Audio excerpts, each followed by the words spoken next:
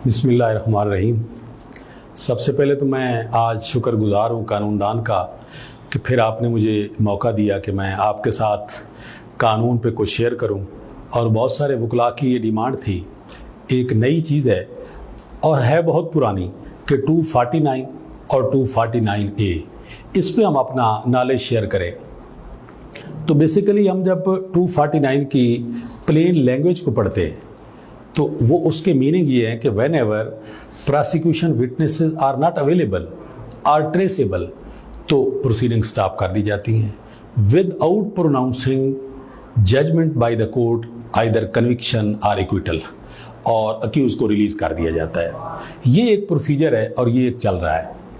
तो इसके लिए मैं थोड़ा सा इस पे रोशनी डालने की कोशिश करूंगा कि इसमें एक सबसे बड़ा जो मैं समझता हूं कि इनजस्टिस हो रहा है मुल्ज़मान के साथ बहुत सारे केसेस में, जिनमें जज साहबान या वकला इसकी स्पिरिट को अंडरस्टैंड ना करते हुए वो जब गवाह नहीं आते तो उसको सिनडाई कर देते हैं। अब देखना ये है कि सिनडाई क्या है, रिलीज़ क्या है और किन किन हालात में हो सकता है। अब सिनडाई या रिलीज़ कुछ ख़ास कंडीशंस हैं जिनमें अगर गवाहान की कोई लीगल या विटनेसेस की कोई लीगल डिसेबिलिटी है कि वो पेश नहीं हो सकते। फ़र्ज़ कर ले कि एक गवाह है, वो किसी वजह से किसी जेल में बंद है, पेशावर जेल में बंद है, कराची जेल में बंद है, ट्रायल उसका लाहौर में चल रहा है, तो वो उसको वहाँ से लेके आना, लीगल डिसेबिलिटी है, उसके आने तक किसी सीरियस ऑफेंस में है, इतनी ट्रैवलिंग नहीं हो सकती, तो उस सूरत में केस जो है वो सिनडाई कर देने में कोई हर्ज नहीं है। या और इस तरह की सूरत हाल है कि अगर एक केस सेशन ट्रायल में है, फैमिली केस चल रहा है और सेशन ट्रायल में उसके अगेंस्ट रेप केस है, एलोपमेंट का केस है, कोई केस चल रहा है, तो उसमें बाज़ औक़ात जज साहबान ये करते हैं कि जब तक फैमिली कोर्ट का डिसीजन ना आ जाए कि जस्टिफिकेशन ऑफ मैरिज है या उनकी मैरिज का कोई इशू है, वो जब तक ना हो तो फिर उसको हम सिनडाई कर दें, ये मजिस्ट्रेट ट्रायल में। या फिर ऐसे है कि कोई मर्डर केस है 13-20-65 का है, उसमें रुकावट नहीं है, लेकिन प्रोप्राइटरी डिमांड करती है कि दो जजमेंट्स हैं, एक सीनियर कोर्ट की है, एक लोअर कोर्ट की है, तो उनमें कहीं कन्फ्लिक्ट ना आ जाए, सीनियर का पहले फैसला होने दे तो फिर उसके बाद फैसला कर दे। फिर एक और इवेंचुअलिटी है कि जिसमें लीगल डिसेबिलिटी हो कि गवाह किसी वजह से मिलिट्री में है और किसी ऐसी सरहद पे, ऐसी ड्यूटी पे है कि वो अवेलेबल तो है लेकिन वो डिसेबल है, लीगली तौर पे वो हाजिर नहीं आ सकता, तो उसमें हम इनको दाखिल दफ्तर कर देते हैं। अब सिनडाई किया जा सकता है कि गवाहान के आने तक। अब एक सूरत हाल इसमें और है जिसमें है कि सपोज एक मुकदमा दर्ज किया जाता है, मुकदमा दर्ज होने के बाद मुस्तगीस ये चाहता है कि मेरा मुकदमा वीक है, वो गवाह पेश नहीं करता और अदालत पूरे प्रोसेस शुरू करती है, कुरैसे मैयर इस्तेमाल करती है। कुरैसे मैयर इस्तेमाल करने के बाद कंक्लूजन क्या होता है कि 1.5 साल के बाद मुल्ज़िम को रिलीज़ कर दिया जाता है और मुकदमे को सिनडाई कर दिया जाता है। तो ऐसे हालात व वाक़यात में देखना ये है कि क्या ये दुरुस्त है या गलत है। कानून में इसकी डायरेक्ट एज सच कोई प्रोविजन वाज़े तौर पर नहीं दी गई, लेकिन इसको कुछ चीज़ों के साथ मिला के हमें देखना पड़ेगा कि फेयर ट्रायल है। आया ये फेयर ट्रायल होगा कि एक बच्चे ने सिविल जज का इम्तिहान देना है और उसके किसी मुखालिफ ने उसके खिलाफ मुकदमा दर्ज करवा दिया है, मुकदमा 2 साल चला, 2 साल के बाद उन्हें यह था कि अगर मुकदमे का फैसला हो जाए तो इसकी इक्विटल हो जाएगी, तो वो गवाह पेश ही नहीं करते। जज साहबान उनके वारंट समन जारी करते हैं, फिर वारंट करते हैं, फिर नॉन अवेलेबल वारंट करते हैं, फिर जारी करते रहते हैं, फिर भी नहीं आते, फिर दाखिल दफ्तर कर देते हैं। तो क्या उनके साथ या किसी और मुलाजमत में भी है, उनके साथ ये ज्यादती नहीं होगी कि उनकी जब कोई रिपोर्ट मंगवाएगा क्लियरेंस तो पेंडिंग केस आ जाएगा। पेंडिंग केस आने की सूरत में वो सफ़र करेगा और इररिपेरेबल लॉस होगा उसका, 5 साल 4 साल 10 साल आप उसको रखते हैं और फिर उसके बाद ये गवाहान जब उसका वो फ्यूचर तबाह हो जाता है तो फिर गवाहान हम पेश करते हैं या मुकदमे को पेश करते हैं। तो मैं ये समझता हूँ कि law must grow, jurisprudence must advances, कि ये ऐसे नहीं है कि यहाँ इसको रुका रहना चाहिए। यह एक और सूरत हाल है कि अक्सर लोग प्रैक्टिकली जो बातें हैं कि वो फॉरेन कंट्री में जाते हैं, पुलिस रिपोर्ट लेते हैं, पुलिस उन्हें रिपोर्ट देती है कि उनके खिलाफ वो मुकदमा पेंडिंग है और पेंडिंग कई दिनों से पेंडिंग है। अगर वो पेंडिंग है तो पेंडेंसी की सूरत में क्या होगा, वो एक सिविलाइज सोसाइटी में जा रहे हैं, या तो उन्हें वीज़ा नहीं मिलेगा, अगर मिलेगा तो वहाँ उन पे एक स्टिग्मा होगा कि वहाँ पे इसके खिलाफ केस पेंडिंग है, केस जिस भी नौइयत का हो वो इसके लिए रुकावट होगी। अब इसमें सूरत हाल क्या क्या हो सकती है, जो पॉसिबिलिटीज़ हैं वो आपसे शेयर करते हैं कि जो ये रिलीज़ है इसको हमने गलत लिया हुआ है। ये हमारी जुडिशल पॉलिसी आई थी और उसमें जजेस को फोर्स किया गया था कि आप इतने केसेस डिसाइड करें। उसमें टूल के तौर पर जजेस ने भी और वकला ने भी इस्तेमाल करना शुरू कर दिया कि ये इजी वे है और केसेस डिसाइडेड शो कर दिए, और वो एक चलता आ रहा है, उसी तरह डिसाइडर्स केस चलता आ रहा है। किसी ने कोशिश नहीं की कि इस पे को थोड़ा सा माइंड अप्लाई करें, को विजडम अप्लाई करें, को लॉ को देखें, कुछ इसको हम एडवांस करें। यही नहीं है कि हर एक को इसी में लटकाए रखें। अब इसमें दो सूरतें हैं, पुटिंग इनटू जक्सटापोजिशन के एक तरफ तो मुल्ज़िम है, दूसरी तरफ मुद्दई है। हमने स्केल ऑफ जस्टिस मुद्दई के हाथ में दे दिया, जबकि स्लाइटली एज ओवर है अक्यूज प्रोसिक्यूशन से कि he is always innocent child of the law, वो हमेशा बेगुनाह है।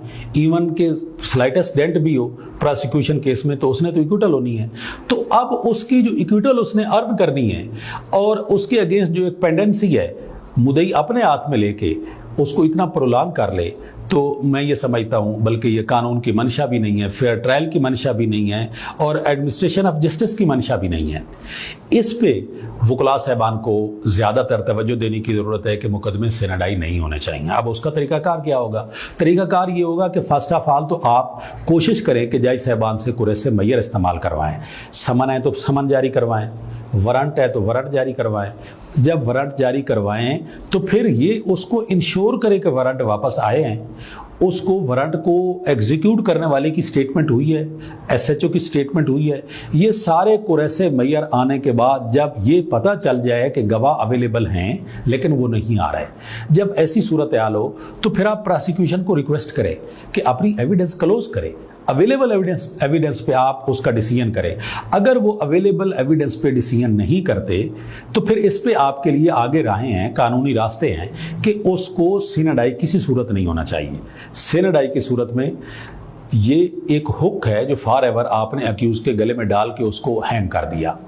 अब इसको आप उसकी सारी जब प्रोसीडिंग हो जाएगी, वारंट आ जाएगा, वारंट की एग्जीक्यूशन हो जाएगी, उस पर रिपोर्टें आ जाएगी कि गवाह है, गवाह नहीं आ रहे, आने वो दिलचस्पी नहीं ले रहे, तो फिर प्रोप्राइटरी डिमांड करती है कि एविडेंस क्लोज की जाए।